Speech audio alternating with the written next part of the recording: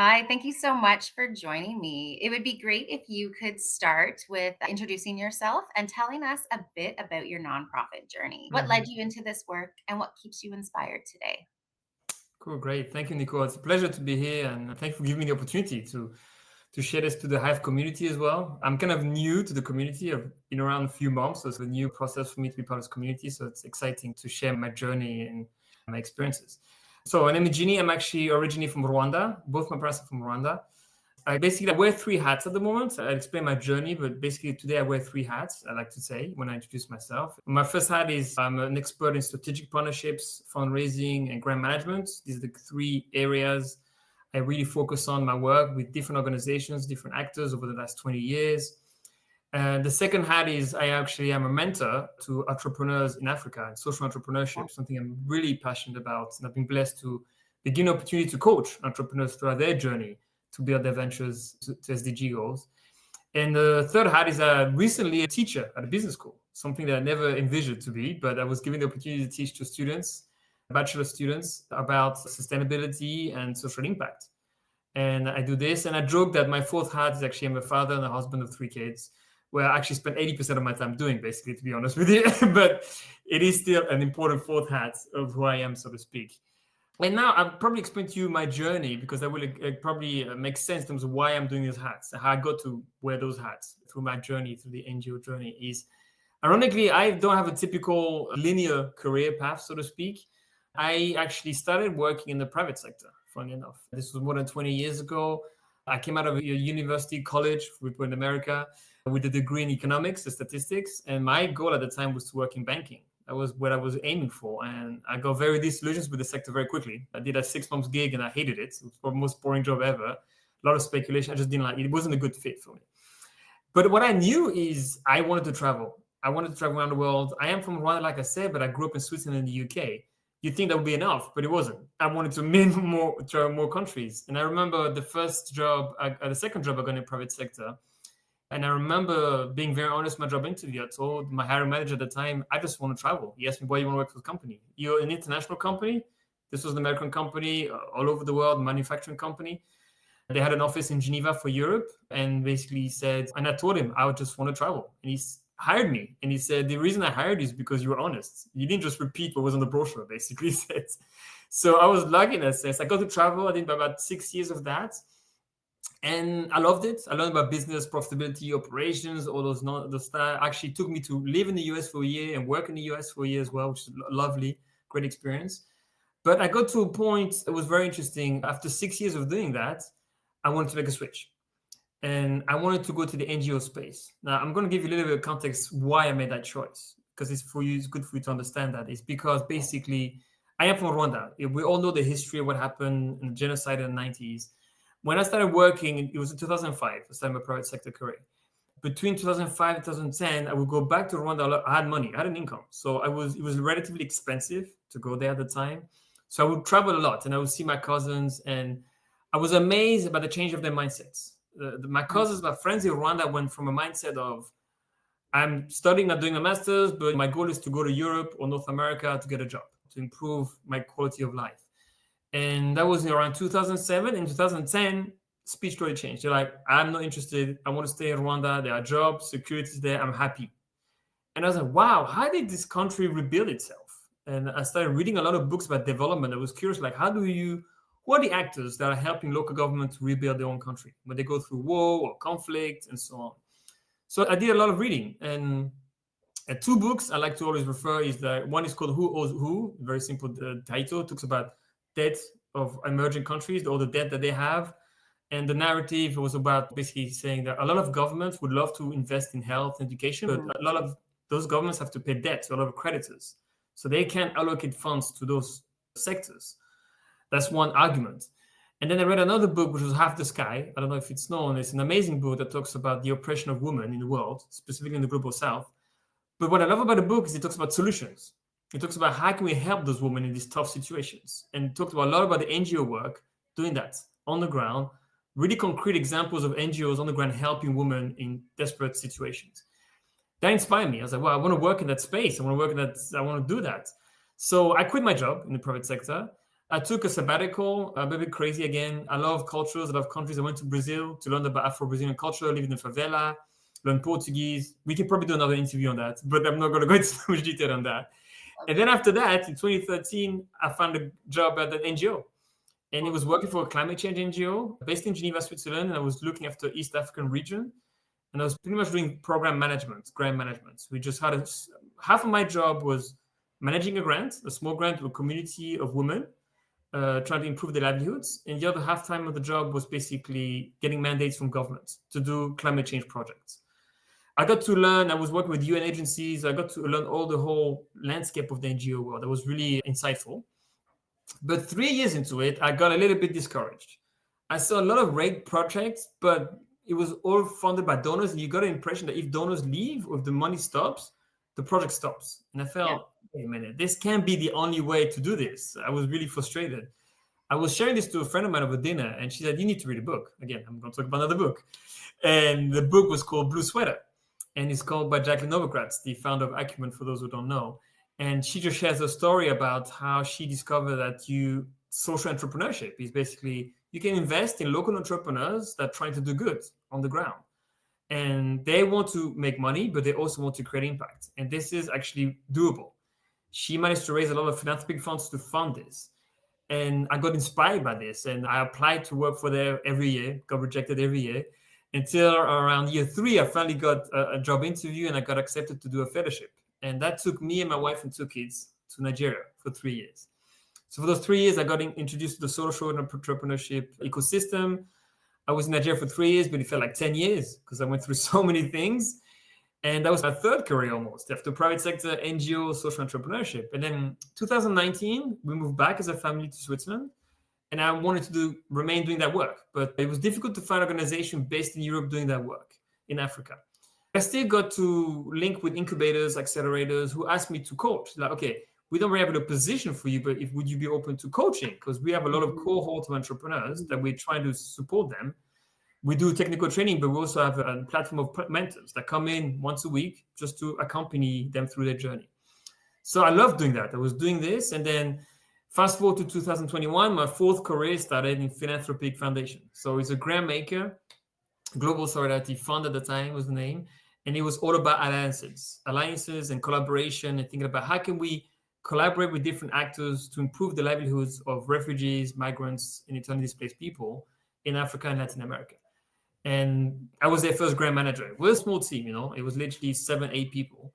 And basically, I helped them set up all the process of the grants, and then I eventually managed all the projects. And over the past 4 years, we managed to raise about $10 million. We developed, like, co-designed 20 projects around the different countries, reached about 200,000 people. It was an amazing experience just learning about how you can have the governments, the private sector, the NGOs, the church even working together for the common good. So that was an amazing journey as well. So that's kind of my fourth career. And I said, I'm exploring now for my fifth career. What do I do with all this experience and insight? And I think the second part of your question is what inspires me today. A lot of things inspire me today, but I think what inspires me today is the people that I met and the work that's been done. Is when you do a project and 2 years later, you go back to the same community trying to understand what changed. It's amazing how little can transform somebody's life, basically. And sometimes, and when you get everybody on board to do this work, it can really transform people's life. And that inspires me that it can be done. There's a lot of challenges around the world. There's a lot of complexities with climate change and etc. Sometimes it can be very doom and gloom because all you see is the bad stuff happening in corruption and so on. But I always remind myself of all the great organizations on the ground doing good with limited resources and creating amazing impact. I always go back to that. It can be done. It's not like a doom and gloom situation where there's no hope. Yeah. There's a lot of great things that are being done. It's just we need to do a better job of communicating it around the community. That there's a lot of great things happening, guys. There's a lot of challenges, but there's a lot of great things happening. So that inspires me today. Every time I meet people, I found different initiatives, and I remember all the things that I've done to inspire me. Like this can be done, so to speak. I love that. I love how intentional your journey was. Like you went to school, and I think your schooling actually probably has informed a lot of the decisions and the trajectory that you've gone. Funny enough, Um, yeah.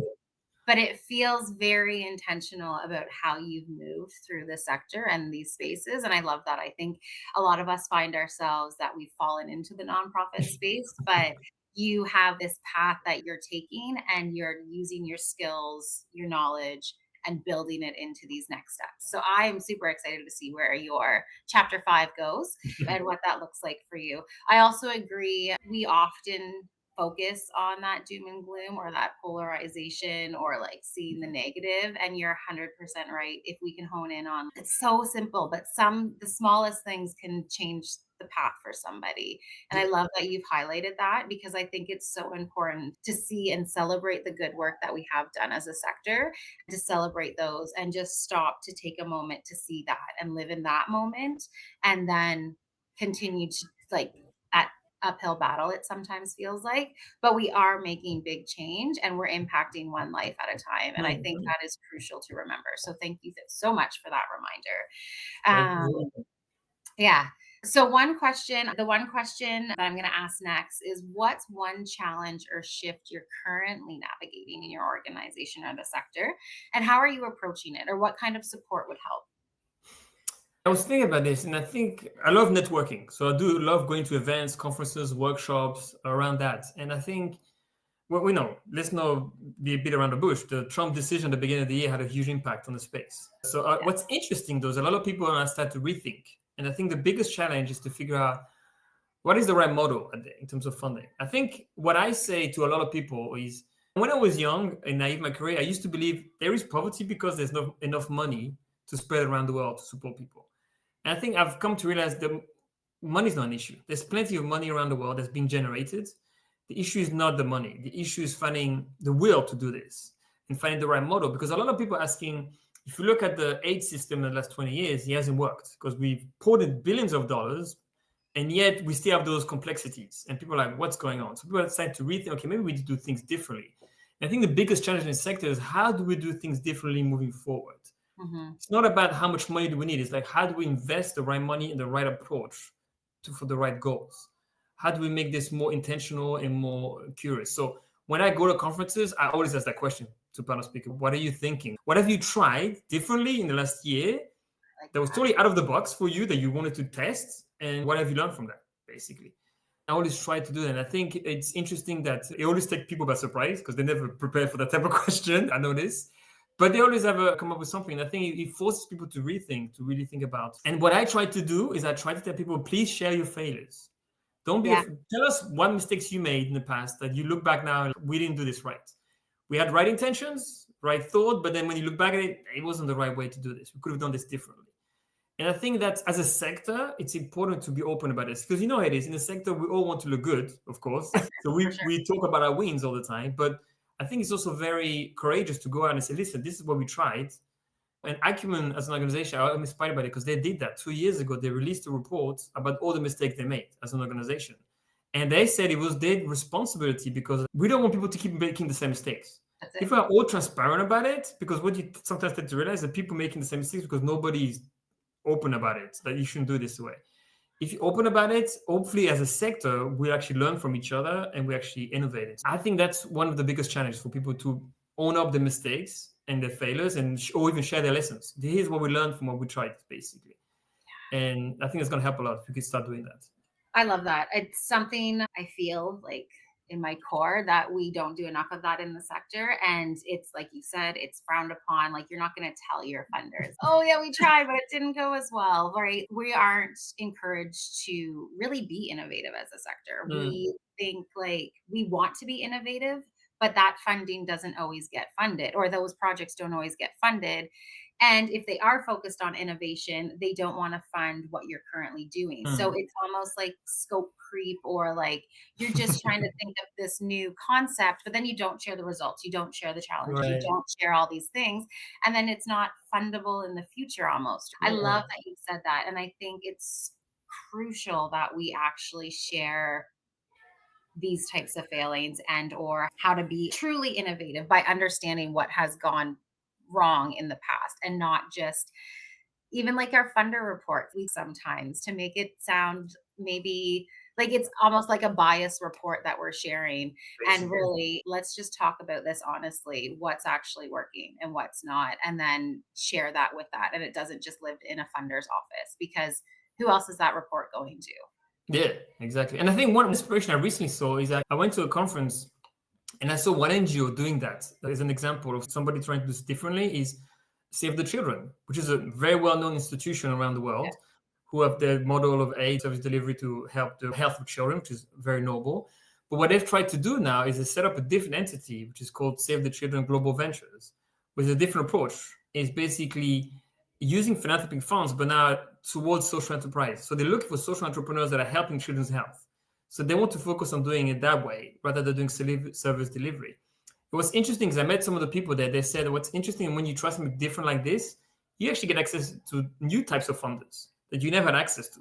That also yeah, challenges you, makes you think differently. How can we do this differently? So that's an example of NGO. They only started this 2 years ago, so it's very new. So they're only figuring out is this going to work or not, basically. But they took the bold decision. Let's try a different way of funding to get richer impact. The traditional way we're doing it works, of course, to a certain point, but they knew the landscape of philanthropies that were funding this was going down, basically. So they're for looking sure. for different type of funders to fund different types of ways. We still have the same impact, just different methodology. That inspires me to see that somebody's trying different. They're trying out and they're open about it. They're piloting this. We're trying to see how if it's going to work out. It's going to be 2 years, and then see they go out proactively to conferences and share this.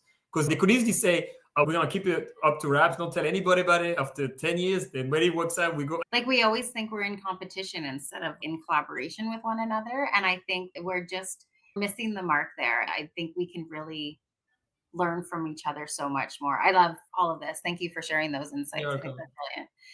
So, the next question: how have conversations or connections through the Nonprofit Hive helped shape your work or perspective?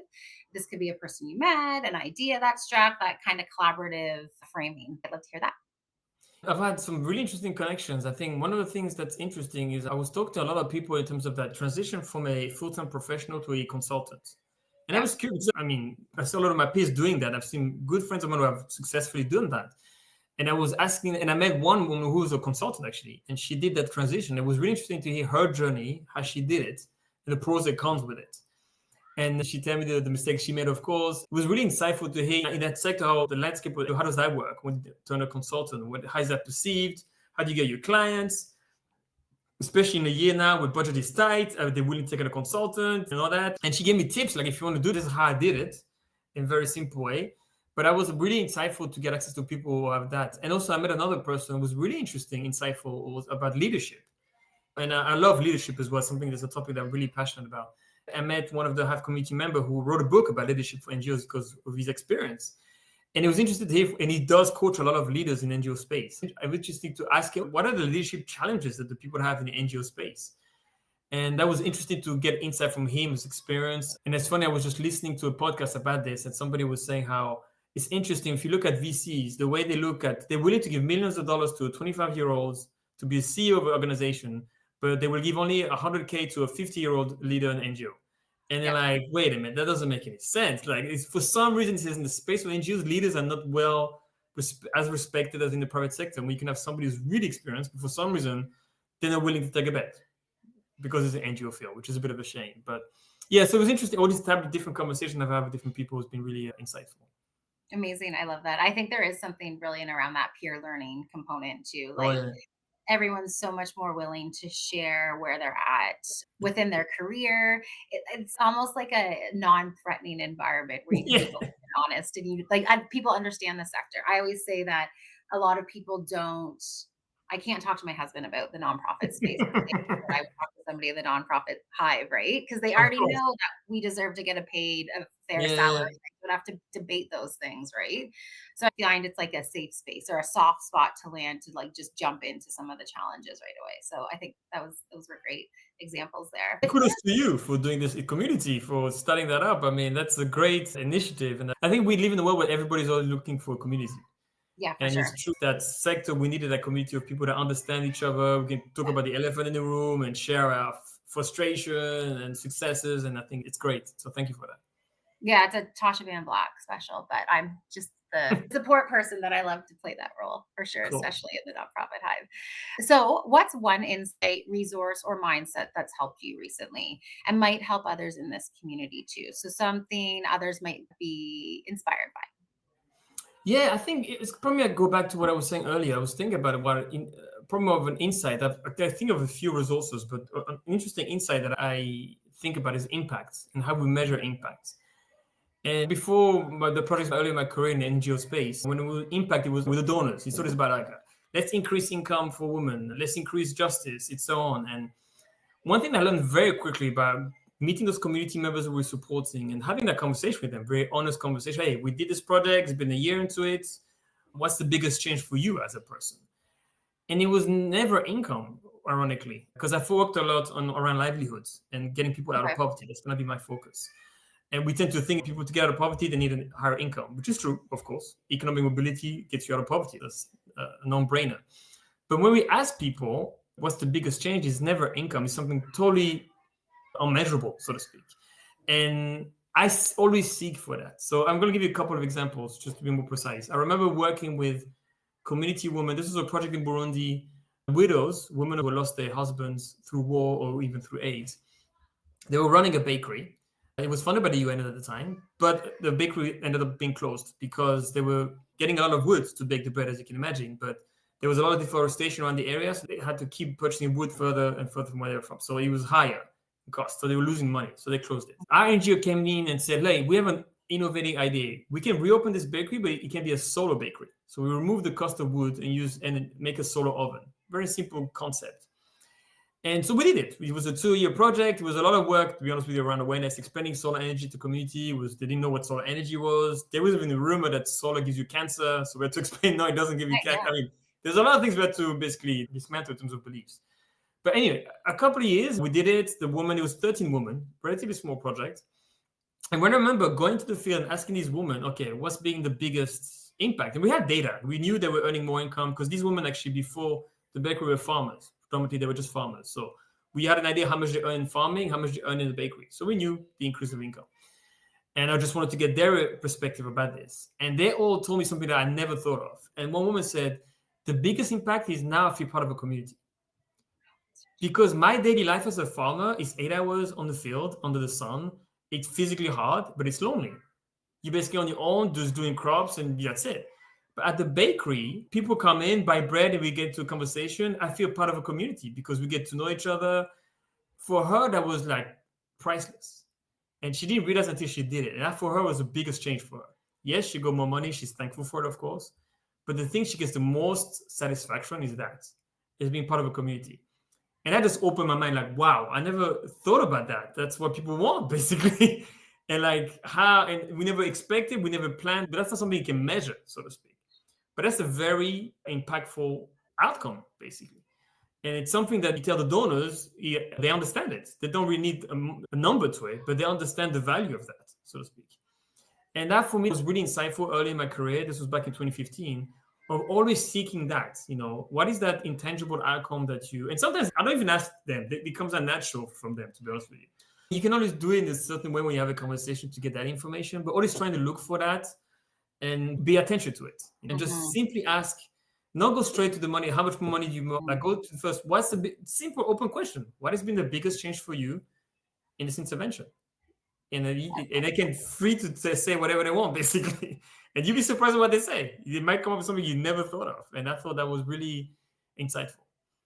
It's such a human approach to it too, like a Right. genuine curiosity, and you're asking somebody like what is actually meaningful for them because you're right, it's totally different for everybody. I love that. Thank you so much for sharing that. I grew up in a farming community, so the Ah, work okay. is hard. I can Yes. fully respect that, and the idea we used to have a market as well, and Oh, that yeah. was my favorite part of it, actually. So Yeah, that exactly. It's when you I totally get it. That's amazing. Thank you so much for your insights.